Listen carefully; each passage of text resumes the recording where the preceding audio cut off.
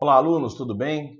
Estamos aqui então iniciando mais uma aula de sociologia e também de filosofia. Essa aula vai servir aí para as duas áreas, né? A gente vai fazer uma abordagem conjunta aí para ensino médio e vestibulares, né? E hoje nós vamos falar aqui sobre o pensamento do filósofo, historiador aí, essa grande referência aí do século XIX, o Karl Marx, né? Bem, eu não preciso falar sobre a importância, né, desse pensador, né, e desse grande teórico aí das humanidades aí da área, né, de um estudo voltado para a sociedade, especificamente a sociedade capitalista, né, porque a fama dele já é uma fama aí que já está muito consagrada aí, todos já conhecem, né, muito sobre o pensamento de Karl Marx. Então vamos tentar aí dar uma abordagem no pensamento de Karl Marx, dando aí o necessário enfoque aí, tanto dentro, né, de uma perspectiva mais filosófica, economicista, sociológica, de maneira geral, tudo bem? Então, em primeiro lugar, né, o Marx, ele aí é um pensador aí alemão, né, que vai ter uma grande carreira aí, né, ela vai servir, né, para estimular o trabalho, o combate, né, e o vício à preguiça, né? Então, por isso que moralmente ela é tida como a perspectiva de propriedade privada enquanto um direito natural. A economia política, ela busca suas leis, então, né, as leis, né, dos fenômenos econômicos na própria natureza humana, né? Ou seja, é uma perspectiva, então, em que existem causas inatas, né, para as questões econômicas aí no que se refere à vida social. Então, o modo como o homem se relaciona, né, com as trocas econômicas dentro desse quadro de social, né, que é a economia, é algo que vem propriamente de um comportamento inato, de um comportamento natural.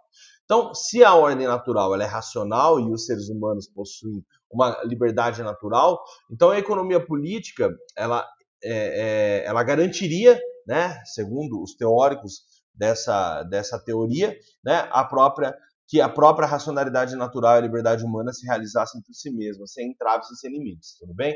Então, veja bem, é uma perspectiva aqui que está pautada numa concepção de direito natural, onde existe um comportamento dos seres humanos que é tido como inato, e é isso que vai resultar, então, na transformação, né, da realidade, no modo como a economia vai acontecer, tudo bem? Bem, os teóricos da economia política, né, que a gente traz aqui é o Adam Smith, né, que tem a perspectiva aqui, é o teórico da mão invisível do mercado, né, da teoria do laissez-faire, né, o laissez-faire, laissez-passer, o deixar fazer, deixar passar, que é a base pela riqueza social e pela harmonia, né, entre o interesse privado e o interesse coletivo, tudo bem? Então, gente, dentro dessa questão, né, o antagonismos entre os vários interesses dos grupos sociais, né? Então, a diferença entre o preço de mercadoria e o salário indica que existe uma oposição de interesse na sociedade e o modo que a concorrência vai exprimir esses conflitos sociais. Tá? Em ambos os casos, todo caso, a gente tem que considerar que a economia ela se realiza como sociedade civil capaz de se autorregular sem que o indivíduo deva interferir na sua liberdade. Tá? Aí então que o liberalismo econômico vai fundar o chamado liberalismo político. Tudo bem? Bem, a crítica que Marx vai fazer, né, também junto ao Engels, consiste justamente, né, em mostrar que, apesar das informações liberais de que existe uma separação entre a esfera pública, né, e a esfera da propriedade privada, né, dentro da lógica dos meandros do poder, a política, ela de maneira alguma conseguiu realizar essa diferença entre ambas, né? E eles vão além, eles vão dizer que nem mesmo foi interesse dela. Por quê? Porque, segundo, né, a concepção de Marx, né, o poder político ele sempre foi uma maneira legal e jurídica através da qual a classe economicamente dominante de uma sociedade vai manter o seu domínio. Ou seja, o aparato legal e jurídico ele apenas dissimula uma questão essencial, que é o fato de que o poder político ele existe como poderio dos economicamente dominantes e poderosos, né, para servir aí os seus interesses e privilégios, e está garantindo, né, a própria dominação social divididas entre proprietários e não proprietários, trabalhadores livres, escravos, servos, etc., as sociedades jamais foram comunidades de iguais e jamais permitiram que o poder político fosse compartilhado com os não proprietários. Tudo bem? Nesse sentido, né, o Marx está colocando para nós, então, que a institucionalização do poder do Estado dentro da sociedade burguesa, né, do modelo de sociedade capitalista, liberal, burguês, né, vai justamente implementar uma estrutura de poder que sustenta sempre, né, os interesses da classe dominante, tá? Ou seja, da classe proprietária dos meios produtivos. Tá? Então, é inviável, né?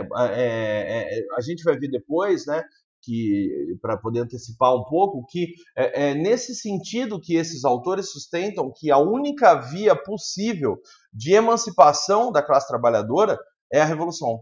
Tá? Por quê? Porque apenas o processo revolucionário é capaz de desestruturar totalmente essa estrutura de poder. Ou seja, entender que, né, o que eles estão antecipando aqui é que através do voto, através de um processo legal de eleições, regras eleitorais e aquela coisa toda, né, esse processo que a gente passa aí a cada 2 anos, através disso não há possibilidade de transformação, não há possibilidade de supressão da desigualdade social, ela sempre será mantida. Por quê?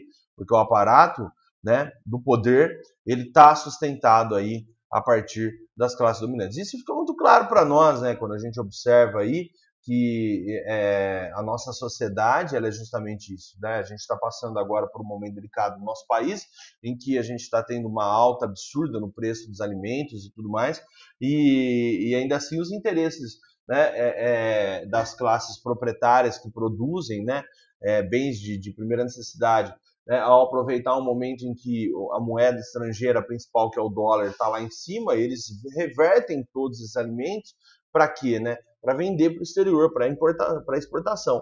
E aí o que acontece? Né? A gente acaba pagando um valor absurdo, né? Porque acaba tendo a necessidade de comprar, né, esses alimentos, né, de fora, sendo que são produzidos aqui.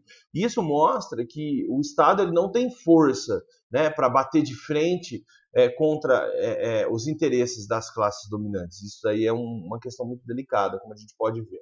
Bem, a sociedade, então, na concepção de Marx, ela é necessariamente uma organização baseada nas relações de produção.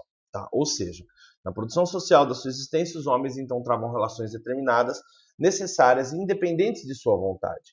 E aí o Marx então vai trazer aqui a lógica de duas questões, que é a infraestrutura e a superestrutura. Tá? Então a sociedade, na realidade, ela é explicada a partir de uma infraestrutura econômica, que seria o quê? A infraestrutura ela é a base da nossa sociedade. O que significa isso? É ela que sustenta. Tá? Então, se você pensar numa estrutura, num prédio, num edifício, a infraestrutura é o pilar que sustenta a sociedade.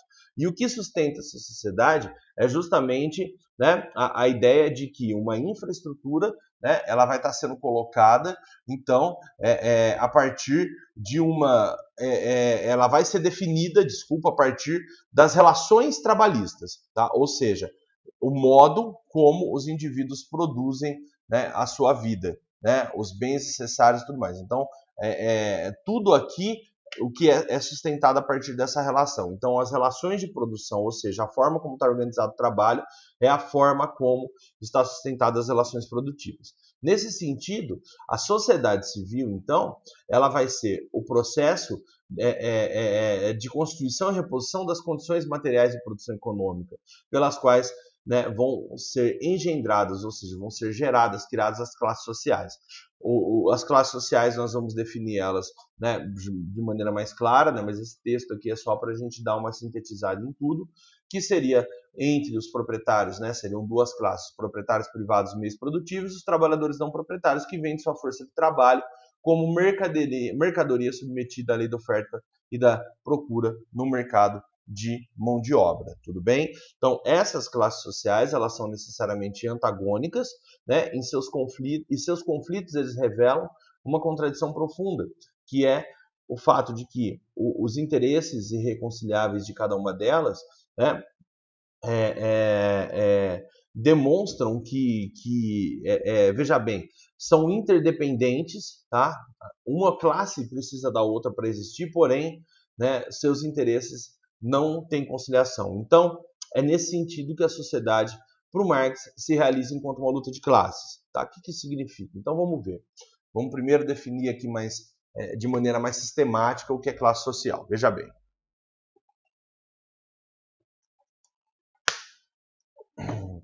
Classe social é a posição que um indivíduo, né, que um grupo de indivíduos ocupa dentro do processo produtivo. As classes sociais são duas, tá? Então, as classes sociais, elas são reflexo da infraestrutura das relações trabalhistas, tá? Então, a base da sociedade, ela é infraestrutural, tá? É a infraestrutura, né, que sustenta as nossas relações de poder, tudo bem? Então, são duas, né? Em primeiro lugar, nós vamos ter aqui, então, de um lado, né, os proprietários dos meios produtivos, tá? Que é a burguesia, né? E é a classe dominante, e de outro nós teremos então o proletariado, os produtores, tá? São despossuídos, não possuem propriedade de meios produtivos, e a única coisa que eles possuem é a sua força de trabalho que eles vendem como mercadoria, né? Então por isso ela é a classe dominada. As classes sociais, então, elas são necessariamente opostas. Por quê? Porque os seus interesses são irreconciliáveis, tá? Só que elas são interdependentes. É importante entender isso, que uma não vive sem a outra. Ou seja, essa é a grande contradição. A relação contradição é essa. Contraditória é essa. Só existem proprietários que acumulam riqueza porque há uma massa de despossuídos que produzem essas riquezas.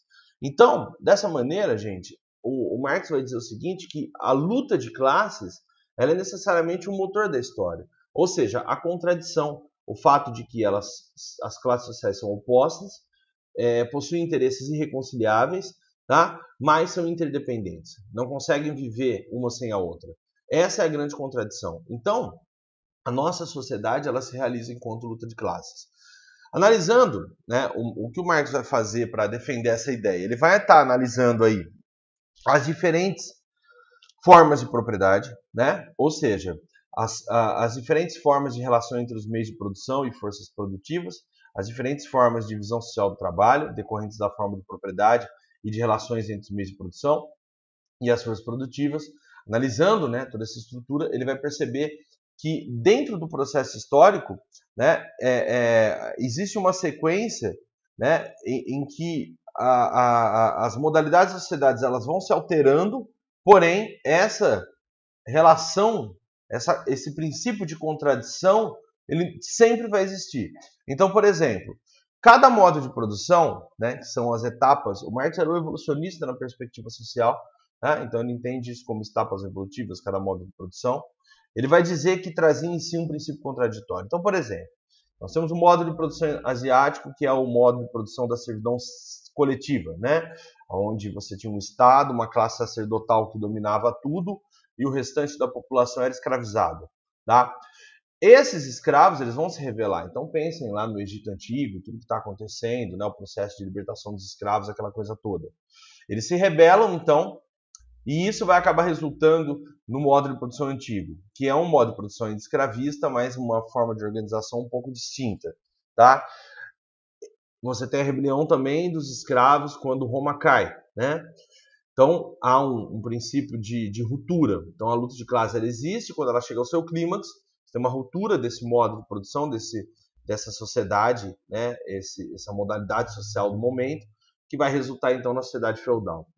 Com o tempo, a sociedade feudal também, né, que vai ser dominada por uma aristocracia, dos nobres e tudo mais, ela também vai ser ruída pelas revoltas, né, que nós chamamos de revoluções burguesas, mas na realidade são muito mais revoluções camponesas. Essa que é a realidade, porque sem a classe trabalhadora, né, não haveria acontecido nada disso que aconteceu. Eles que deram a grande força ali para o movimento. Então, resulta então em um novo modo de sociedade, que é o modo de produção burguês, ou seja, o capitalismo, tá bom? Então essas diferentes formas de propriedade dos meios de produção, né, a diferente forma de como a propriedade vai ser justificada, né, e das próprias relações de forças produtivas ou de determinações sociais decorrendo da divisão social do trabalho, vão constituir os modos de produção, tudo bem? É nesse sentido, pessoal, que a gente tem que entender né, que a sociedade, então, ela se realiza enquanto luta de classe. O que muda uma sociedade é a luta de classe, dentro de um processo dialético, tá bom? Bem, agora para a gente entender, né, como que as coisas vão se ordenar, a gente tem que entender o que é o princípio da consciência. Mas antes de eu falar isso, eu tenho que falar uma coisa aqui. Existem duas instâncias da sociedade, segundo Karl Marx. A primeira que a gente mencionou foi a instância infraestrutural. Tá? Mas, em cima dessa infraestrutura, tá, nós temos sustentado uma superestrutura. Essa instância superestrutural da sociedade, ela seria o quê? Ela é justamente, né, a estrutura cultural da sociedade, por assim dizer. Ou melhor dizendo, uma superestrutura jurídico-política e ideológica. Quando falamos de jurídico-política, nós estamos falando das leis, das normas sociais, do Estado em si. E quando falamos de uma instância ideológica, nós estamos falando da educação, da cultura, da religião, etc. Então veja bem, aqui é o princípio do materialismo, tá bom? A infraestrutura gera a superestrutura, mas ao mesmo tempo a superestrutura sustenta a infraestrutura. Então existe aí uma amarração muito interessante de como a sociedade funciona. Esse é um princípio materialista da sociedade, né, que vai contradizer os princípios, por exemplo, do Hegel, que era um idealista. Tá? Então, o Marx ele pega a chave, né, da dialética dentro do processo de entendimento de que o processo histórico é dialético, eu já vou falar mais sobre isso, né, que está lá em Hegel, mas ele questiona o fator idealista. Então, já vou falar por que também é materialismo histórico, mas é importante eu dizer isso para a gente explicar o que é consciência. Porque, veja bem, Marx e Engels eles entendiam que em cada modo de produção os indivíduos possuem uma determinada consciência. Tá? Então eles entendem o seguinte, que o que gera a maneira como nós pensamos, o que gera as nossas concepções do mundo, a nossa maneira de enxergar a realidade, é justamente o modo de produção no qual nós estamos vivendo, né? No qual nós estamos sustentados. Então, eles vão entender que as transformações elas vão constituir a maneira como, em cada época, a consciência interpreta, compreende e representa para si mesmo o que se passa nas condições materiais e, né, na reprodução da existência. Então, por esse motivo, esses autores eles vão estar afirmando que, ao contrário do que se pensa, e ó, aqui é o questionamento da base do idealismo, né? Não são as ideias humanas que movem a história, como dizia o Hegel, mas são as condições históricas que produzem as ideias. Então, esse é o princípio do materialismo.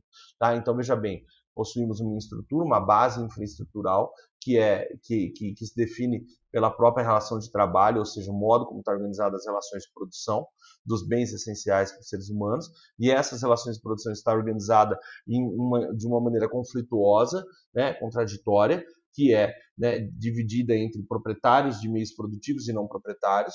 Tá? Nesse sentido, então, essa estrutura gera então a instância infraestrutural da sociedade, da dimensão da realidade social, né, que vai ser onde está sendo construída a consciência humana. Então, a nossa consciência ela é sempre reflexo do modo de produção no qual nós estamos inseridos. Dessa maneira, o que constrói o nosso pensamento, que constrói as ideias humanas, é justamente as condições históricas, tá? E é isso que vai movimentar as coisas, e não necessariamente as nossas ideias. Não são as ideias humanas que movem a história, mas o contrário. Então, por exemplo, eles vão estar questionando aquele outro pensador que a gente viu na nossa primeira aula de sociologia, que é o Durkheim. Né? Para eles, não bastava a constatação de que existe uma consciência coletiva. Dentro da visão marxista, a consciência dos homens que determina a sua existência, mas não é a consciência dos homens que determina a sua existência, mas ao contrário, é a própria existência social que determina a consciência dos indivíduos. Além disso, não pode haver, né, uma única e externa consciência coletiva, como entendia o Durkheim. Porque para o Marx, gente, a consciência ela é no mínimo uma consciência de classe. Tá? Então, veja bem, né, é um autor aqui que não está enxergando a sociedade como uma coisa dotada de vontade processual. Não, é muito diferente. Nesse sentido, né, o que nós entendemos aqui é o seguinte, que o conjunto das relações de produção, né, que vai corresponder ao grau de desenvolvimento das forças produtivas materiais, vai constituir a estrutura econômica da sociedade. Olha lá, a base concreta, foi o que eu acabei de falar, sobre a qual se eleva a superestrutura jurídica e política, e a qual corresponde às determinadas formas de consciência social, que aí seria a dimensão ideológica dessa superestrutura. Então, o modo de reprodução da vida material vai determinar o desenvolvimento da vida social, política e intelectual de maneira geral. Não é a consciência dos homens que determina o seu ser, mas é o seu ser social que inversamente vai determinar a sua consciência. Tá? Então, é uma virada no pensamento filosófico, no pensamento sociológico muito grande, né? E por isso que é tão importante. É nesse sentido que agora eu posso explicar para vocês, agora que vocês já entenderam o que é essa ideia de infraestrutura, superestrutura, né, de consciência e tudo mais, que eu posso explicar para vocês o que é o materialismo histórico dialético. Então, Marx vai dizer assim, que por afirmar que a sociedade se constitui a partir de condições materiais de produção e da divisão social do trabalho, que as mudanças históricas são sempre determinadas pela modificação das condições materiais de produção e na própria divisão do trabalho, e que a consciência humana é determinada a pensar as ideias que pensa por causa das condições materiais instituídas pela sociedade, que o pensamento de Marx e Engels é chamado de materialismo histórico. Tá? Desse modo, é materialismo porque nós somos o que as condições materiais, ou seja, o que as relações sociais de produção nos determinam a ser e a pensar. E é histórico porque a sociedade, a política, ela não surge de um decreto divino nem de uma ordem natural, como diziam, por exemplo, né, os cristãos ou os contratualistas, mas ela depende da ação concreta dos seres humanos no tempo. Desse modo, a história ela não é nunca um processo aqui, desculpa, não é progresso, tá, gente? Mas um processo linear e contínuo. Mas ela é uma sequência de causas e efeitos. Né? Aliás, desculpa, não é um processo linear ou uma sequência de causas e efeitos tão simples, mas é um processo de transformação social que é determinado pela contradição entre os meios de produção, né? A forma de propriedade e as forças produtivas, o trabalho, os instrumentos, as técnicas. Ou seja, é um processo de transformação social determinado pela luta de classes. É a luta de classes que imprime as contradições e que é tida como motor da história. Então, a luta de classes é o motor da história. Tá? Por afirmar que o processo histórico é movido por essas contradições, então, que a gente vai dizer que o materialismo histórico é dialético. Tá? Ou seja, você tem uma situação, né? Então, vamos dar o exemplo lá das coisas que a gente colocou. Então, nós temos uma situação em que nós temos um processo de servidão coletiva, que é o status quo que está determinado, mas essa massa de trabalhadores escravizados não concordam com tal situação. O que eles fazem? Eles se rebelam. Esse é o princípio da contradição. Tá? Então, a tese, né, vamos usar os termos aqui, né, de mais conhecimento de vocês, né, a tese ela seria, então, o princípio do que está estabelecido. Né? A antítese desse processo é quando uma massa de dominados passam a questionar o que está acontecendo e aí ocorre um processo revolucionário. Tá? Do conflito entre a tese e a antítese, nós temos uma eclosão, tá, revolucionária, e disso vai resultar, então, o nosso processo de revolução, que vai resultar numa nova sociedade, que é a síntese desse processo. Então, é assim que vai acontecer na passagem do modo de produção asiático para o modo de produção antigo, para o modo de produção feudal, para o modo de produção burguês, e, na sequência, o Marx acreditava para o modo de produção socialista, a sociedade pós-capitalista. Então, é nesse sentido, então, que agora a gente pode tentar entender que o Marx está falando assim: o Estado, então, surge do quê? Né? O Estado surge justamente das relações trabalhistas. Então, as relações sociais de produção, elas não são responsáveis apenas pela gênese da sociedade, mas também do Estado, tá? Que é o que nós chamamos de superestrutura jurídica e política, que correspondem, né, justamente à estrutura econômica da sociedade. O Estado ele surge dos conflitos entre os proprietários privados dos meios produtivos e das contradições entre eles, e não ao contrário. Desculpa, entre eles e os não proprietários. Então, o Estado ele não vai surgir de uma ordem natural, de um decreto, nada disso. O Estado surge dos conflitos entre proprietários privados, tá? E das contradições entre proprietários privados e os não proprietários. Então, o conflito entre proprietários, veja que em momento algum, gente, eu defini os não proprietários apenas como proletariado, justamente para que fique claro para vocês que escravos, servos, trabalhadores livres, que no caso seria aqui o proletariado, todos refletem essa classe dominante. Tudo bem? Então, o conflito entre os proprietários e as contradições entre proprietários e não proprietários aparece para a consciência social sobre a forma de conflitos e contradições entre interesses particulares e interesse geral. E aí que dessa maneira, né, nós temos que entender o seguinte, né, que eles aparecem dessa maneira, mas eles não são realmente como eles aparecem. Onde há propriedade privada, existe um interesse privado, né? E não pode haver um interesse coletivo geral. Tá? Então, dentro da sociedade capitalista, só o que prevalece é o interesse privado.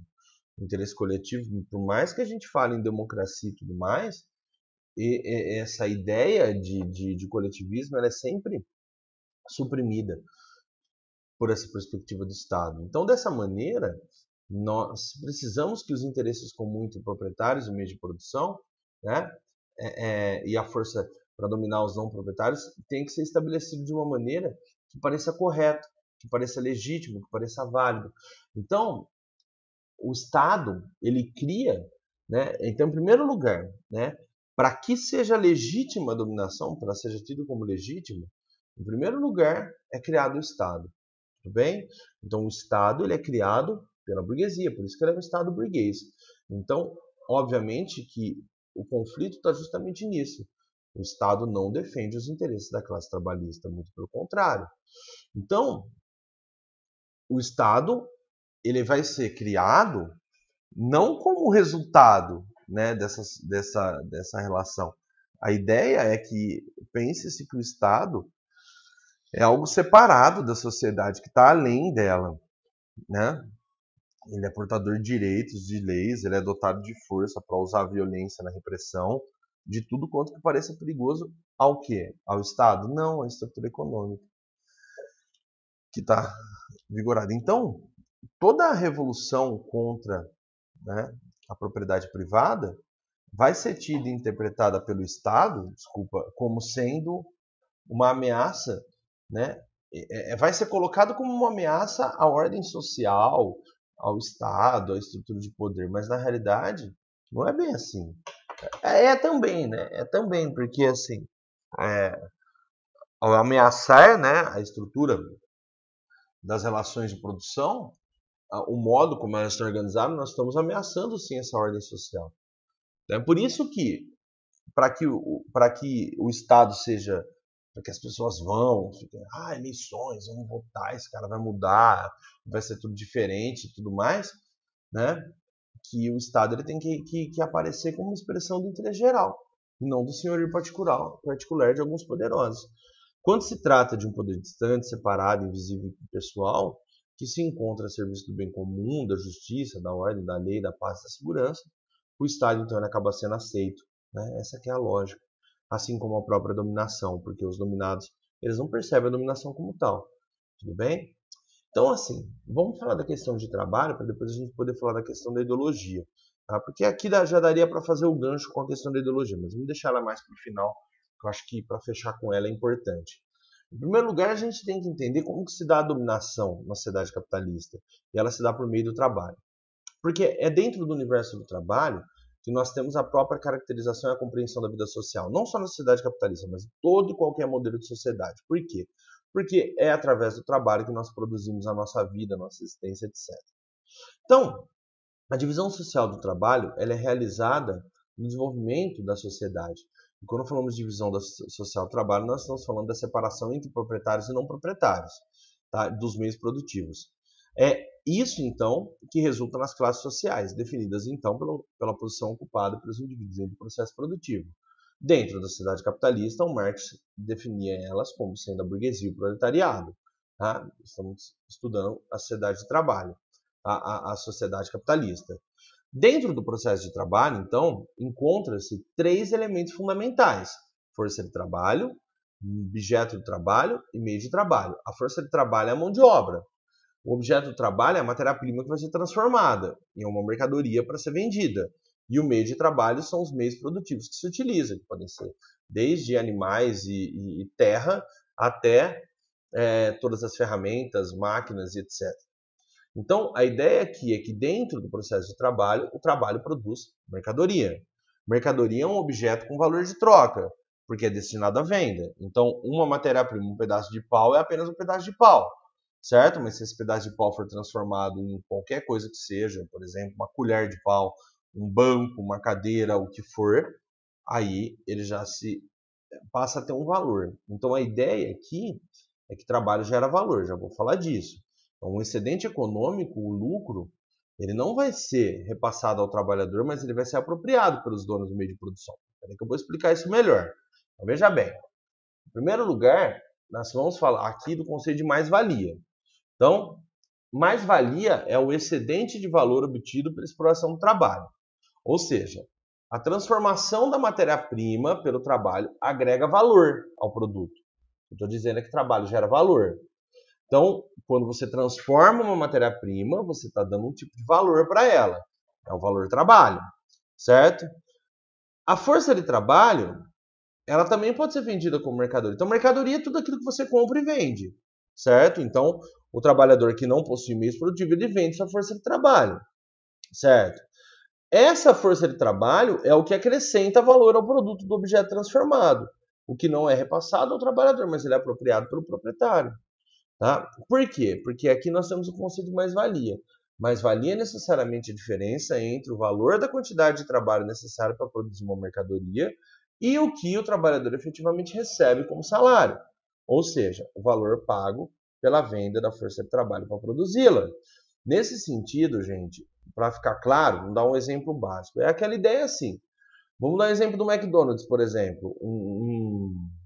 Um jovem que trabalha no McDonald's, tá? Ele vai receber por um dia de trabalho, 6 horas trabalhada, coisa de R$ 25, tudo bem? Máximo 30. Dentro desse tempo, vamos dizer que ele está lá montando o lanche. Ele monta mais de 500 Big Mac, tá? Em 6 horas de trabalho. Um momento de pico, aquela loucura. E ainda às vezes é muito mais, tá? Só que o que ele ganha não dá para ele comprar nenhum Big Mac. Vocês estão entendendo? Isso é mais-valia, gente. A mais-valia, então, é o excedente de trabalho que não é repassado ao trabalhador. Tá? É a lógica de que em uma fábrica na China, o chinês ele ganha um dólar no máximo, né? Às vezes não chega a isso. Não chega a isso, na verdade. Né? É muito menos. Ele ganha alguns centavos de dólar, 26 centavos de dólar para produzir sapatos, tá? Um tênis Nike. E esse tênis é vendido a $100, $150, certo? Aqui no Ocidente. E ele produz quantos a cada hora trabalhada? Então, é isso, gente. A mais-valia, então, é a quantidade de trabalho que não é repassada como salário ao trabalhador.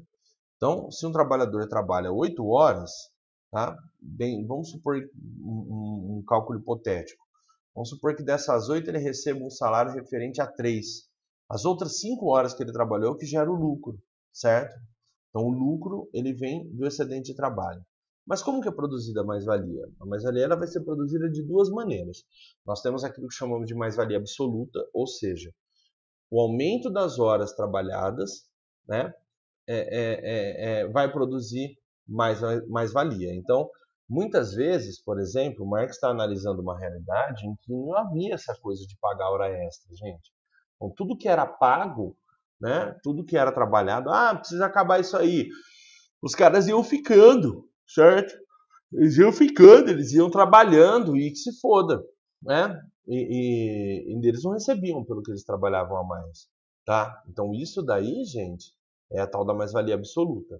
Já a mais-valia relativa é quando você incorpora algum tipo de tecnologia ou de organização, uma forma de organização do trabalho, por exemplo, o princípio do Taylorismo vai fazer isso, e isso aumenta a produtividade, tá?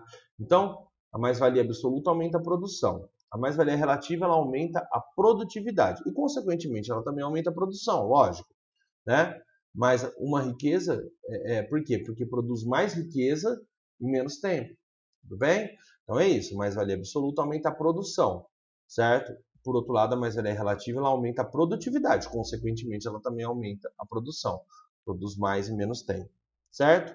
Então, a exploração do trabalhador ela começa com a expropriação dos meios de produção.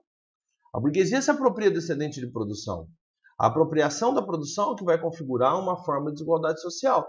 Isso daqui, gente, vai se iniciar na Europa, Marx vai dizer, com a política de cercamento de terras, onde o camponês, com o fim do feudalismo, ele é expulso da terra, ele perde a sua propriedade produtiva, o seu meio, a possibilidade de produzir seu próprio alimento, e ele tem que ir para a cidade e vender sua força de trabalho, certo? Então, o trabalhador que vivia na terra há tanto tempo, ele foi simplesmente expulso. Essa terra foi dividida e foi vendida aos burgueses, né, para eles colocar as ovelhinhas lá para produzir lã, né, para fazer tecidos. Tá? Então, com o aumento da produção, a contradição da relação de trabalho é isso, né?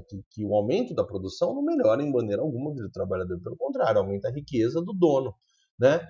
E isso acaba resultando, então, na pauperização, né? Na exploração do trabalhador e da sociedade como um todo. A divisão social do trabalho, então, ela tem como consequência aí a submissão do trabalhador a um processo de alienação, certo? Então,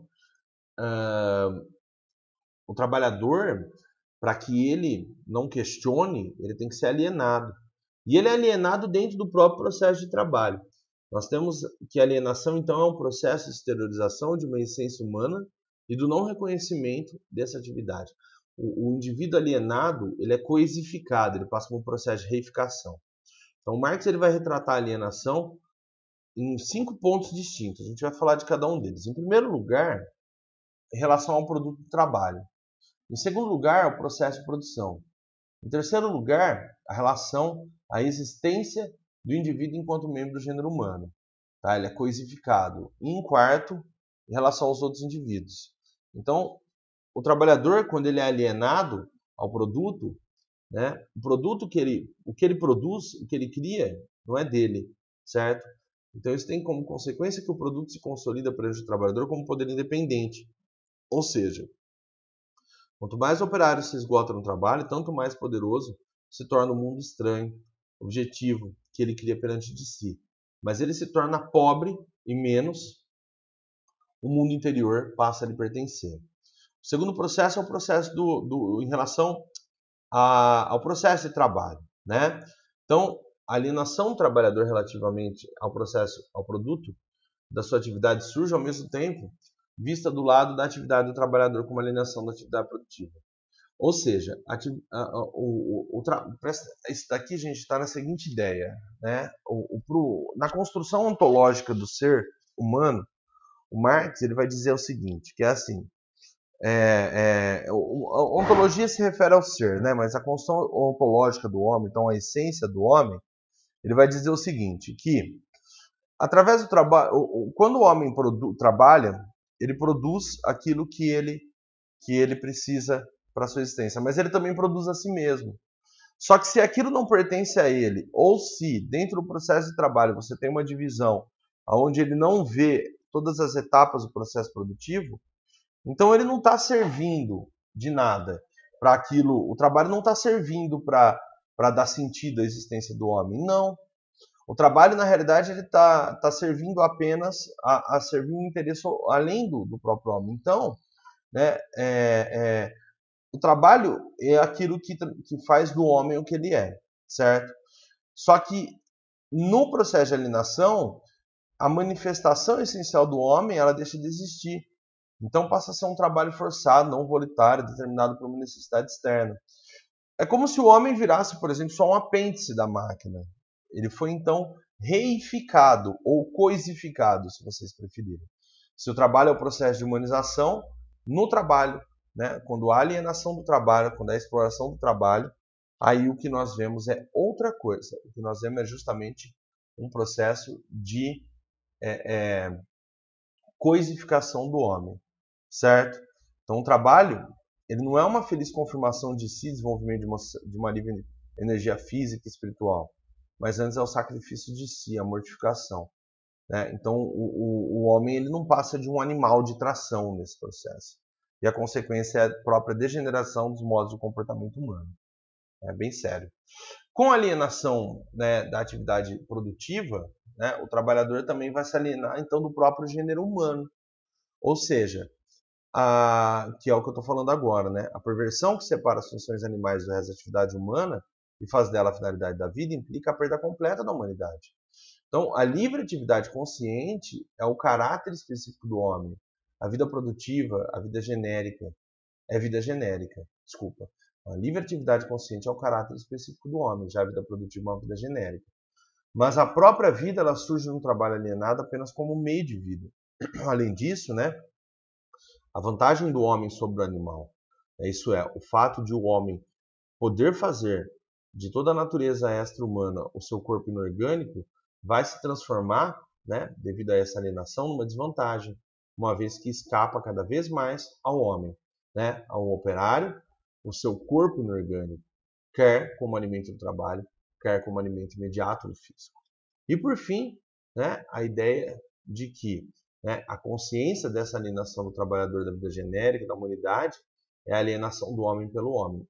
Então, a proposição, a afirmação de que o homem se tornou estranho ao seu ser, enquanto pertencente a um gênero, significa que um homem permaneceu estranho ao outro homem e que, igualmente, cada um deles vai se tornar estranho ao ser do homem.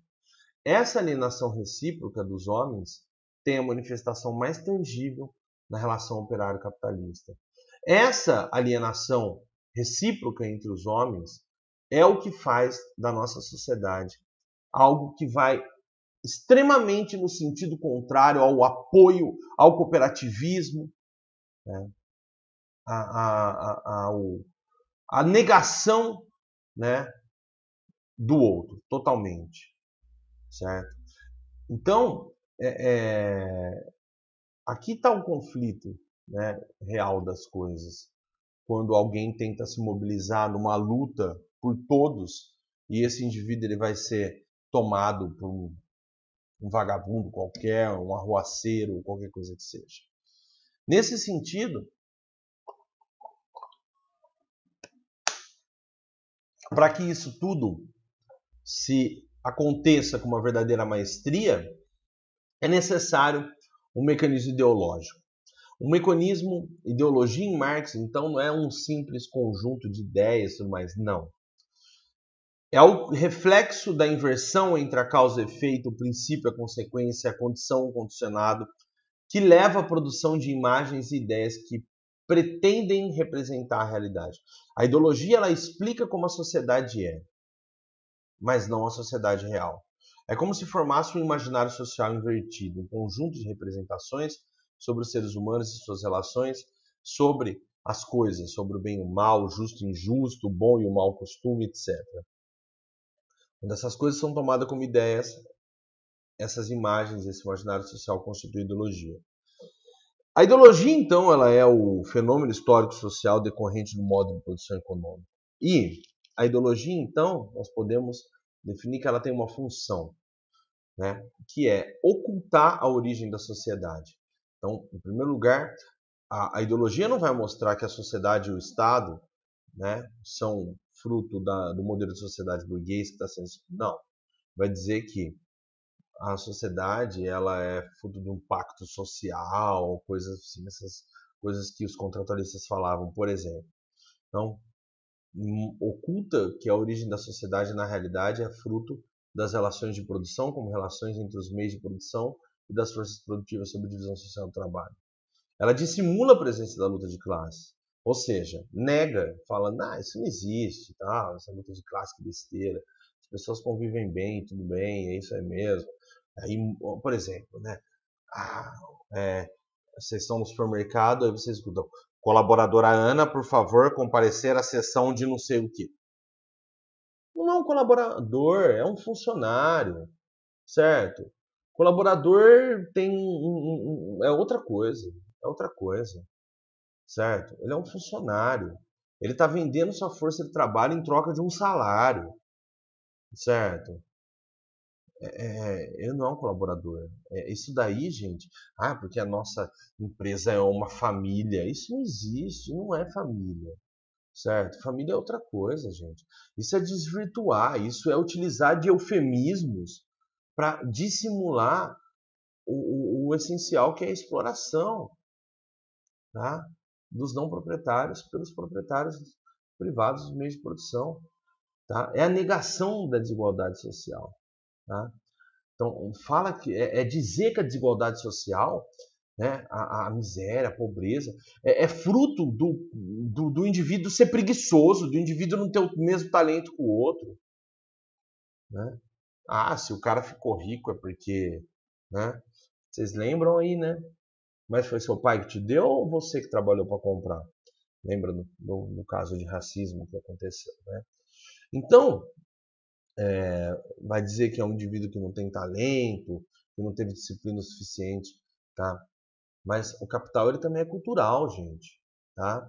Cultura também passa de pai para filho dentro das famílias e tudo mais. Isso daí é importante ser dito, isso aí tem que ser compreendido, tá? Oferecer a imagem ilusória da comunidade, o Estado, né? Dizer que ele é originado do contrato social entre homens desiguais ou do decreto divino, não sei. A ideologia é a própria lógica da dominação social. Nós estamos o tempo todo sendo bombardeados, né? As coisas são normalizadas, a pobreza é normalizada. Nesse sentido que a revolução, né, para fechar aí o nosso debate sobre Karl Marx, né, em determinadas condições históricas e materiais, né, a classe dominada ela vai tomar uma consciência dessa dominação. Então é quando ela deixa de ser alienada. E quando surge a consciência de classe, né, você vai ter o ímpeto da busca da transformação social, certo? Então, enquanto os movimentos trabalhistas não são capazes de mudar a consciência dos indivíduos e fazê-los vencer o processo ideológico propriamente, né, não é possível a transformação social. Né? Então, a transformação de toda a base econômica da sociedade é o que levaria ao surgimento de um novo sistema de relação econômico-social. E isso só daria através de um processo evolucionário. A constituição de uma força de contestação e de transformação social supõe a reunião de 3 condições fundamentais, senão não pode haver revolução. Em primeiro lugar, a organização estruturada em torno de uma condição comum. Em segundo lugar, a posse de um projeto alternativo de sociedade. E em terceiro lugar, o sentimento de que o trabalhador é indispensável para o funcionamento da máquina social. Se não houver, né, esses 3 elementos, muito dificilmente a revolução pode acontecer. Claro que a transformação nunca parte do zero, ela nega e supera uma situação anterior, porque é dialético, tudo bem? Os participantes de uma revolução utilizam a cultura e as tecnologias transmitidas pelas gerações anteriores para criar uma nova forma de organização produtiva e política, porque é dialético. Lembre-se nas aulas sobre dialética, tanto lá em Platão quanto lá no Hegel, que a dialética ela nunca abandona o que ficou, muito pelo contrário. Ela cria uma coisa nova a partir do velho. Então ela não é simplesmente anula o velho totalmente, não. É necessário o que já foi feito para se poder criar uma coisa nova, certo? A transformação ela sempre incorpora alguma coisa do passado, então, né? Ou seja, a parte do passado que é incorporada e a maneira como isso ocorre muitas vezes condiciona aí, né, o resultado da mudança futura. Há um processo de continuidade e ruptura que depende das forças sociais em conflito, tais como, né, tais forças vão definir aí o que será preservado e o que será abandonado. Na atividade revolucionária, os indivíduos se transformam para mudar as condições sociais em que eles vivem. Então, a revolução somente é possível por meio da violência, Marx vai dizer. E a revolução, né, ela é possível por meio da parteira da história. Né? A violência é a parteira da história. Porque os que detêm o poder não vão abrir mão dele e dos seus privilégios de maneira pacífica. Por isso que dentro dos processos políticos convencionais, como a eleição, não muda absolutamente nada. Tudo bem? Então, é isso, pessoal. Isso é uma síntese de um pensamento muitíssimo vasto, muito, muito mesmo, onde existe ainda uma infinidade de coisas que a gente dificilmente consegue digerir numa aula aí de 50 minutos, como foi a nossa. Tudo bem? Eu espero que vocês tenham entendido. Caso tenham algumas dúvidas, vocês podem me mandar mensagem, mande aí no comentário. Os alunos, meus alunos que têm meu contato, me falem e a gente fala mais e conversa sobre isso, tudo bem? Um abraço, bons estudos e até a próxima aula. Até mais, pessoal.